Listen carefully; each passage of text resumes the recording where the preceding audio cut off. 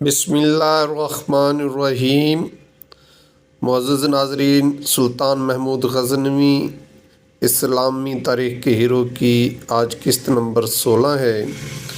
سلطان محمود غزنوی اور خاندان غزنویہ عظیم سلطنت کا آغاز سبکتگین کی وفات کے موقع پر اس کا بڑا بیٹا محمود غزنوی نیشا پور میں تھا، جبکہ 16 سالہ چھوٹا بیٹا اسماعیل بلخ میں تھا۔ سبکتگین کی وصیت کے مطابق امیر اسماعیل کو باپ کا جانشین بنا دیا گیا۔ ان دونوں بھائیوں میں ایک فرق یہ بھی تھا کہ محمود غزنوی کی ماں ایک زابلی شریف کی بیٹی تھی، جبکہ اسماعیل کی ماں امیر البتگین مرحوم والی سلطنت غزنی کی بیٹی تھی۔ اس اعتبار سے حکومت پر اسماعیل کا حق فائق سمجھا جاتا تھا۔ بہرحال ان دونوں میں جانشینی کی جنگ ہوئی۔ محمود غزنوی کامیاب رہا۔ اسماعیل گرفتار ہوا، ساری عمر قید میں رہا، جہاں اسے تمام سہولیات دی گئی۔ غزنی کی ریاست پر قبضہ کرنے کے بعد محمود غزنوی نے اپنی ریاست کو ایک عظیم سلطنت میں تبدیل کرنے کی جدوجہد شروع کر دی۔ اس وقت تک سامانیوں کا شاہراہ ریشم پر سے قبضہ ختم ہو چکا تھا، ان کی تجارت اور خوشحالی برباد ہو چکی تھی۔ سامانیوں کی جگہ ان تجارتی ریاستوں پر ترکستان کے سردار ایک خان کا قبضہ ہو چکا تھا، جس کی وجہ سے وہ بہت طاقتور ہو گیا۔ اس کا پایہ تخت کاشغر تک تھا۔ محمود غزنوی نے 997 میں سامانیوں کی گرتی ہوئی سلطنت کو ختم کیا اور ہرات، بست، کلخ اور خراسان پر اپنا اقتدار قائم کر لیا، اور ساتھ عباسی خلیفہ القادر باللہ کو اس نے اپنی اطاعت و خدمت کی پیشکش کا خط لکھا۔ چونکہ سامانی سلطنت پچھلے سالوں میں اتنی طاقتور ہو گئی تھی کہ خود خلیفہ کو اس سے خطرہ رہتا تھا، اور خلیفہ القادر باللہ عباسی 991 مئی 1031 تک تخت نشینی کے موقع پر سامانیوں نے اس کی تخت نشینی خطرے میں ڈال رکھی تھی، لہٰذا خلیفہ القادر نے خوش ہو کر محمود غزنوی کو ایک قیمتی خلعت بھی پیش کی اور امین الملت و یمین الدولہ کا خطاب بھی دیا۔ سیاسی طور پر اس کا مطلب یہ تھا کہ اس علاقے میں سامانیوں کی بجائے اب محمود غزنوی براہ راست خلیفہ کا نمائندہ تھا۔ ان دونوں کے درمیان اور کوئی قانونی عہدیدار نہیں تھا۔ خلیفہ اور اس کے فوراً بعد محمود غزنوی نے سلطان کا لقب اختیار کیا، جو اسلامی تاریخ میں پہلی بار کسی بادشاہ یا حکمران کا لقب بنا تھا۔ اس کے بعد محمود غزنوی نے ہرات اور لیتان کے حکمران پر حملہ کر کے انہیں مطیع بنایا۔ 999 میں اس نے کاشغر کے حکمران ایک خان سے دوستی کی اور اس کی بیٹی سے شادی کی۔ ساتھ ہی سامانی سلطنت کے حصے علیحدہ کر کے خراسان اور ماوراء نہر پر ایلک خان کا قبضہ تسلیم کیا۔ اس کی اور اپنی سلطنت کے درمیان آمو دریا، دریائے جیو کو سرحد تسلیم کیا۔ اس نے پے در پے سامانی سلطنت کے ماتحت جتنے بھی حکمران خاندان تھے یا ریاستیں تھیں، ان سب کو فتح کر کے اپنی سلطنت میں شامل کیا۔ ایلک خان اور محمود غزنوی کے سیاسی اور خاندانی اتحاد کا ایک نتیجہ یہ ہوا کہ ترکستان کے لاکھوں افراد نے اسلام قبول کر لیا۔ تاریخ فرشتہ میں لکھا ہے کہ غزنی پہنچ کر محمود غزنوی ہندوستان کی طرف متوجہ ہوا اور ہندوستان کے چند قلعے فتح کر کے واپس آ گیا۔ حالانکہ ہند کے قریب تک کا علاقہ تو سبکتگین فتح کر چکا تھا، نیز تاریخ فرشتہ میں یہ بھی ہے کہ سبکتگین نے ہندوؤں کا مشہور بت خانہ سودرا کا مندر برباد کیا تھا۔ سودرا سیالکوٹ کے نزدیک موجود سودرا ہے، اور پھر محمود غزنوی کی جے پال سے بڑی جنگ، جو کہ سن 1001 میں پشاور کے پاس ہوئی، اس سے صاف ظاہر ہوتا ہے کہ سبکتگین کی فتح کے بعد یہ سارا علاقہ دربار غزنوی سے آزاد ہو گیا تھا، لہٰذا یہ چند قلعے لمعان کے سرحدی علاقوں میں تھے۔ یہ قلعے اس نے 1000 میں فتح کیے۔ یہ اس کا ہندوستان پر پہلا حملہ تھا۔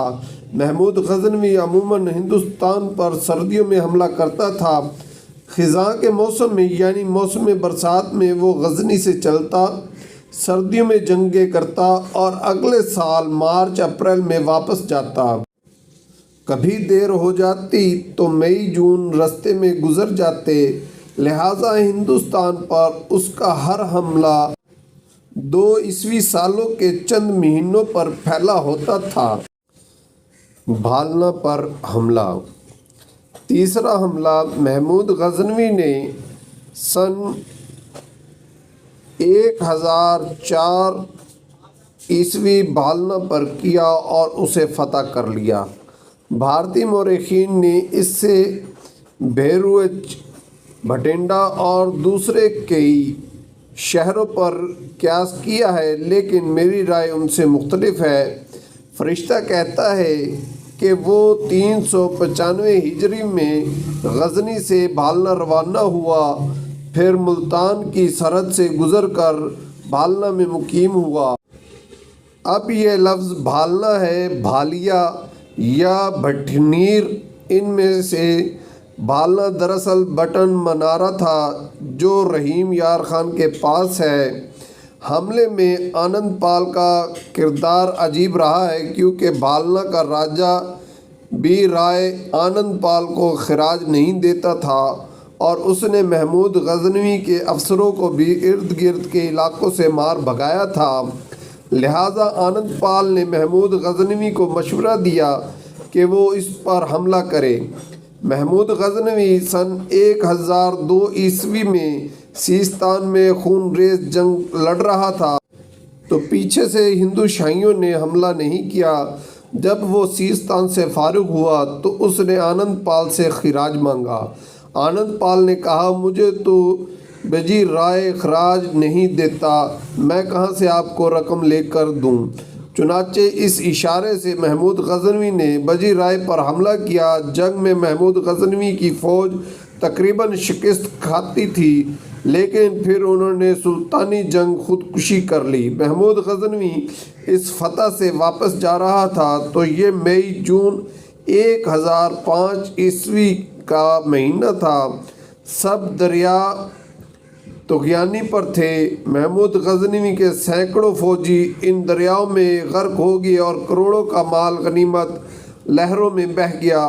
اس حالت میں بھی آنند پال نے کوئی حملہ نہ کیا، لیکن ملتان کے اسماعیل امیر الفتح داؤد نے بار بار حملے کیے اور اس کی فوجوں کو کافی نقصان پہنچایا۔ امیر ابو الفتح داؤد بن نصر شیخ حمید کا پوتا تھا، جس نے سبکتگین کی اطاعت قبول کی تھی اور جو اسے خراج دیا کرتا تھا۔ ملتان پر حملہ۔ 1006 عیسوی محمود غزنوی نے ملتان پر حملہ کیا۔ اس نے آنند پال سے دریائے سندھ کو بنڈ کے مقام پر عبور کرنے اور اس کی سلطنت میں سے گزر کر ملتان پر حملہ کرنے کی اجازت مانگی۔ آنند پال نے نہ صرف اجازت دینے سے انکار کیا، بلکہ اس نے بھٹنڈا کے راجا سے مدد مانگی۔ ابو الفتح داؤد کی فوجوں کو ساتھ لیا اور بھنڈ پور کے مقام پر محمود غزنوی کو روکنے کی کوشش کی۔ اس جنگ میں متحدہ پنجابی فوجوں کو شکست ہو گئی۔ آنند پال نے راہ فرار اختیار کی۔ سلطان محمود غزنوی کے ایک دستے نے اس کا پیچھا کیا۔ سدرا پہنچ کر آنند پال نے اپنے پایہ تخت جانے کی بجائے کشمیر کا رخ کیا اور وہیں پر روپوش ہو گیا۔ سلطان محمود غزنوی نے آگے بڑھ کر ملتان کا محاصرہ کیا۔ انصری کے مطابق ملتان کے راستے میں اس نے 200 قلعوں پر قبضہ کیا، جس کا مطلب یہ ہے کہ 200 جاگیرداروں کے محل۔ ملتان کا محاصرہ 7 دن جاری رہا۔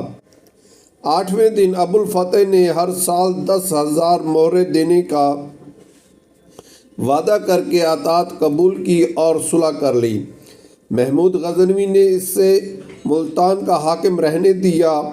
اسی اثنا میں سلطان محمود غزنوی کو خبر ملی کہ ایلک خان کے ترکوں نے غزنی کی مغربی سرحدوں پر حملہ کر دیا ہے۔ چنانچہ اس نے بھٹنڈا کا حاکم آنند پال کے بیٹے سکھ پال کو بنایا، جو پشاور میں ابو علی حجویری کے ہاتھوں گرفتار ہو کر مسلمان ہو چکا تھا۔ اور اب بادشاہ کے نام سے مشہور تھا۔ ڈاکٹر ناظم کا خیال ہے کہ محمود غزنوی نے سکھ پال کو ملتان کی ریاست دے دی اور پروفیسر حبیب کا خیال ہے کہ اسے ملتان کا نہیں بحیرہ کا گورنر بنایا جائے۔ دونوں ہی ناقابل قبول ہیں کیونکہ اب ریاست ملتان بٹھنڈا اور ہندو شاہی کو حاکم بنایا۔ اس کا اسلامی ڈاکٹر ناظم نے نواز شاہ بتایا ہے۔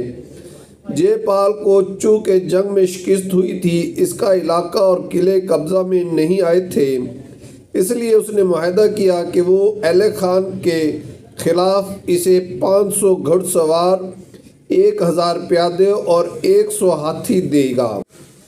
ایلے خان نے خراسان اور بلخ پر قبضہ کر لیا تھا۔ خراسان پر سیاوش تیگن اور جعفر تیگن کو کوتوال مقرر کیا۔ اس صورتحال کو دیکھ کر ہرات کا گورنر ارسلان جاذب فرار ہو کر غزنی میں پناہ گزین ہوا۔ محمود غزنوی نے واپس آ کر ایک بڑی فوج تیار کر کے بلخ پر حملہ کیا۔ جعفر تیگن تو فوراً بھاگ گیا، لیکن ایلے خان نے چین کے بادشاہ قدار خان سے، جسے عربی اور فارسی کے مورخین قدر خان لکھتے ہیں، فوجی مدد مانگی۔ قدار خان 5000 سواروں کے ساتھ اس کی مدد کو آیا۔ جنگ میں محمود غزنوی کی فتح ہوئی تو ایلک اور قدار نے بھاگ کر دریائے جیو عبور کیا اور اپنی جان بچائی۔ ناظرین، ابھی یہ سلسلہ جاری ہے۔ امید ہے آپ کو یہ سلسلہ پسند آ رہا ہوگا۔ ویڈیو واچ کرنے کا شکریہ۔